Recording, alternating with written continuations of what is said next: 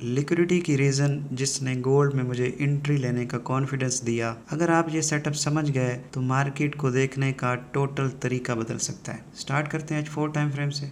H4 time frame में मेरे दोस्तों ये एरिया है जिसके बाद आप लोगों का ये सारा लोअर लो हुआ पड़ा है इस टाइम फ्रेम में। इस चीज़ के अगेंस्ट ट्रेड लेने का एक ही तरीका होता है कि मार्केट नीचे से जब तक लिक्विडिटी पिक नहीं करेगी आप लोग इसमें बाय नहीं ले सकते हो। तो इस जगह से जो बाय की ट्रेड कल मैंने अपने स्टूडेंट से शेयर की थी वो इस पेज पे थी कि अगर इसको आप H1 में देखोगे तो आपको यहाँ पे क्लियर कट लिक्विडिटी नज़र आएगी। इस जगह पे रेक्टेंगल लगाएं और अब आप आ जाएं H1 में। आप लोगों से अगर ये टाइम फ्रेम अलाइनमेंट नहीं भी होती, आप लोग सिर्फ एक टाइम फ्रेम को तवज्जो से देख लें तो आपको एंट्रीज लाजमी मिलेगी। डायरेक्शन भी एक ही टाइम ऑलमोस्ट क्लियर कर देता होता है। अब ये नीचे वाली जगह से जब इसने लिक्विडिटी पिक की है तो जब भी मार्केट एक तरफ की लिक्विडिटी पिक करती है तो आगे आने वाली नेक्स्ट लिक्विडिटी को टारगेट करती है। यहाँ से अगर आप लोगों ने ट्रेड बाय ली है तो इसका जो टारगेट था लिक्विडिटी का उसको ये हिट करना चाहिए था। अब अगर आप लोग इस जगह पे देखोगे छोटे टाइम में तो इसने सिनारियो चेंज कर लिया है जिसकी वजह से नीचे से बाय ली हुई ट्रेड मैंने यहाँ पे एग्जिट लिया है और यहाँ से सेल किया है। अब आप लोग देखोगे कि मैं यहाँ से सेल करने में क्यों नाकाम हूँ। देखें, जब मैंने डायरेक्शन बाय की बना ली, लिक्विडिटी इस लिक्विडिटी की बेस पे मैंने डायरेक्शन बनाई है तो मेरा टारगेट ये है। तो रास्ते में इस वेव में कोई आप एक एरिया बता दें मुझे जिसकी बेस पे आप इसको सेल कर सकते हो। आप सेल नहीं कर सकते, इसके पीछे कोई ऐसा एरिया, कोई एफवीजी नहीं है जिसकी बेस पे ये सेल आए। अब पहले नीचे से बाय की एंट्री एक्सप्लेन करते हैं, फिर सेल की एंट्री एक्सप्लेन होगी, क्योंकि ये सेल जो है ये बड़ी ट्रिकी है। ये बाय इजी थी लेकिन ये सेल मुश्किल थी क्योंकि आपका पीछे लेफ्ट में कोई एरिया नहीं है। बाय का सिनारियो समझने के लिए मेरे दोस्तों आपको आर्डर फ्लो और स्विंग का पता होना बहुत ज़रूरी है, वरना ये बाय आपको समझ में नहीं आएगी और ये सेल भी आपको समझ में नहीं आएगी। अगर आप लोग स्ट्रक्चर देखते हो तो मेरे दोस्तों स्ट्रक्चर सेल में था, बाय में नहीं था। जो एक्सटर्नल स्ट्रक्चर है मैं उसकी बात कर रहा हूँ। स्ट्रक्चर के सेल होते हुए भी मैंने यहाँ से बाय करवाया, उसकी रीज़न ये लिक्विडिटी थी। लेकिन इस लिक्विडिटी के पीछे आपको स्विंग स्ट्रक्चर क्लियर करना पड़ेगा। आपका जो फ्लो है मेरे दोस्तों वो यहाँ से बाय में चला गया। फ्लो बाय में जाने के बाद इसने इस स्विंग को स्वीप नहीं किया, यहाँ पे ये थोड़ा सा बच गया था। अब आपका फ्लो सेल में चला गया लेकिन आपका इंटरनल स्विंग स्टिल बाय में था। ये देखें, ये 3, ये 4 और ये 5, इसको मैं साइड पे कर रहा हूँ, यहाँ पे कोई स्विंग नहीं था। ये वो एरिया था जिसमें आप लोगों का इंटरनल और एक्सटर्नल अलाइन हो गए थे सेल में। ये जब ये अलाइन हो गए हैं तो आप लोग अगर एफवीजी ये नज़र आ रहा है आप लोगों को तो इसको फेल नहीं था होना। ये कैंडल थी जिसने इस एफईजी को फेल कर दिया। अब जब ये एफईजी फेल हो गया है तो आप लोग इसी को इन्वर्जन की बेस पे ट्रेड कर सकते हो। अब इसकी डेप्थ में मैं जाता हूँ, थोड़ी सी वीडियो लंबी होगी, इसमें आपको एंट्री भी समझ आ जाएगी इंशाल्लाह। इसकी एंट्री कैसे लेनी है वो भी समझ आ जाएगी। जब हमने यहाँ से एंट्री ले ली तो हमने टारगेट सीधा सीधा ये रख दिया कि ये लिक्विडिटी है, ये टारगेट करेगा। याद रखिएगा ये अधूरी बात है, अभी तक पूरी बात नहीं है। अब पहले ये बाय वाली एंट्री एक्सप्लेन करते हैं और फिर मैं आपको बताता हूँ कि ये रास्ते में सिनारियो इसने चेंज किया और ये सारी सेल की ट्रेड इस बेस पे है। यहाँ से क्यों नहीं ली, यहाँ से क्यों ली है, वो आगे आपको समझ आ जाएगा। अब इस एफईजी को मार्क करते हैं और छोटे टाइम में आप लोगों को दिखाता हूँ कि ये क्या सिनारियो बना हुआ है। इसको मैं रिमूव कर रहा हूँ। H1 से नीचे जब भी आप लोगों ने आना है तो आप लोगों ने 15 मिनट में आना है, M30 नहीं देखना। अगर आप लोगों को मेरी वीडियो पसंद नहीं आती तो बराए मेहरबानी इसको डिसलाइक का बटन प्रेस करें। मुझे आप लोगों के लाइक्स एंड डिसलाइक से ही पता चलता है कि आप लोगों को मेरी वीडियो से कोई फ़ायदा होता है या नहीं। तो आपके लाइक्स बताएंगे मज़ीद वीडियोस बनानी चाहिए या नहीं।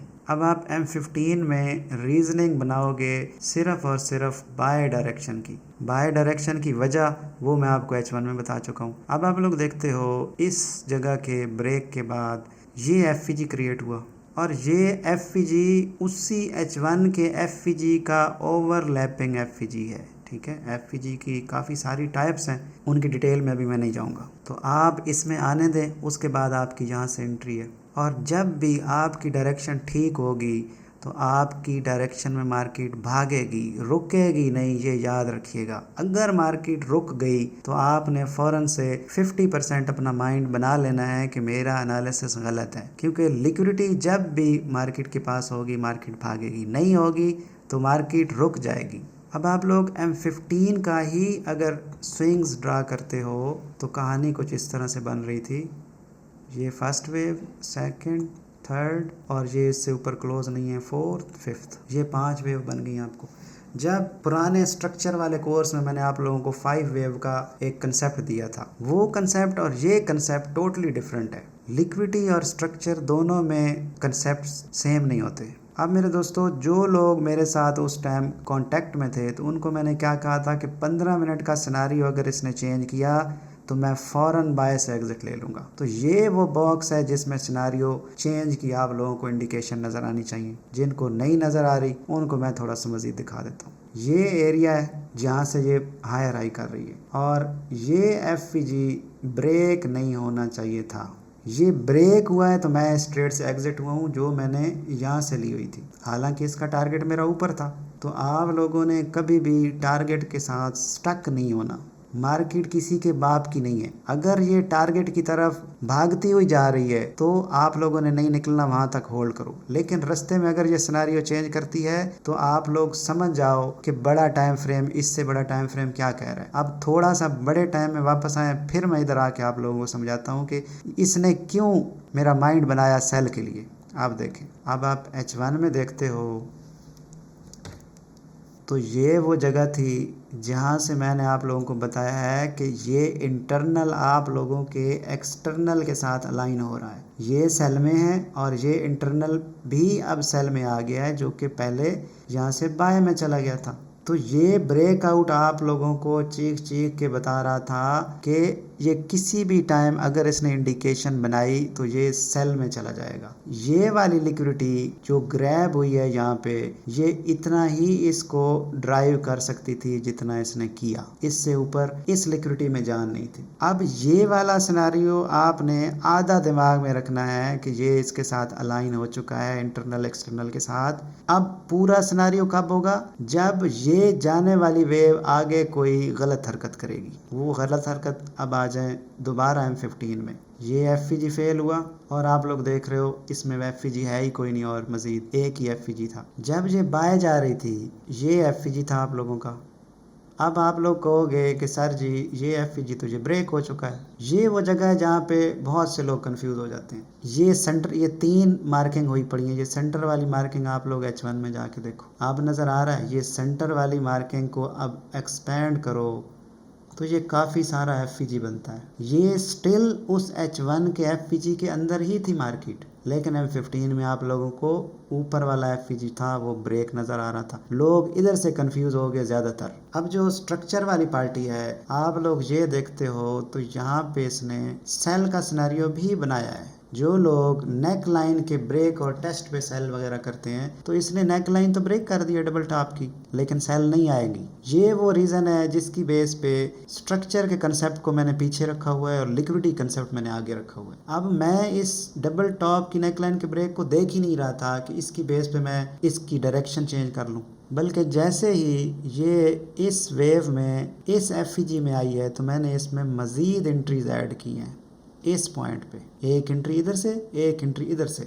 अब बाय डायरेक्शन की एंट्रीज उस H1 की इन्वर्जन की बेस पे हैं, इस बेस पे। अब ऊपर से सेल आने का सिनेरियो M15 के इस सारे सिनेरियो की चेंज की बेस पे है। अब ये एंट्रीज मैं आपको सेल की एक्सप्लेन करता हूँ। इनको रिमूव कर देते हैं। 4 मंथ के बाद मैं ये वीडियो बना रहा हूँ। चैनल छोड़ने की वजह सिर्फ डिस्टर्बेंस है, और सेकंड चीज़, शायद आप मेरे साथ एग्री ना करें, बट ये रियलिटी है कि नज़र लगती है। मैंने जब भी एक अच्छी ट्रेड यूट्यूब पे शेयर की है, नेक्स्ट डे कोई ऐसी नज़र ठुकती है कि अच्छी भली ट्रेड नज़र ही नहीं आती, दिमाग ही नहीं काम करता। तो ये रीज़न थी जिसकी वजह से मैंने वीडियोज़ नहीं डाली, मैं साइड पे हो गया। अब आप सब लोगों की डिमांड पे मैं वीडियो तो बना रहा हूँ। कुछ लोगों ने मशवरा दिया है मेरे दोस्तों कि प्रॉफिट अगर ना दिखाया जाए तो नज़र से बचा जा सकता है, तो मुझे वो चीज़ बड़ी अच्छी लगी है। बहुत लोगों की डिमांड भी थी कि वीडियोज़ आनी चाहिए। रियलिटी ये है कि लोगों के अकाउंट होते हैं $100-200 के, इधर गेम होती है हज़ारों में।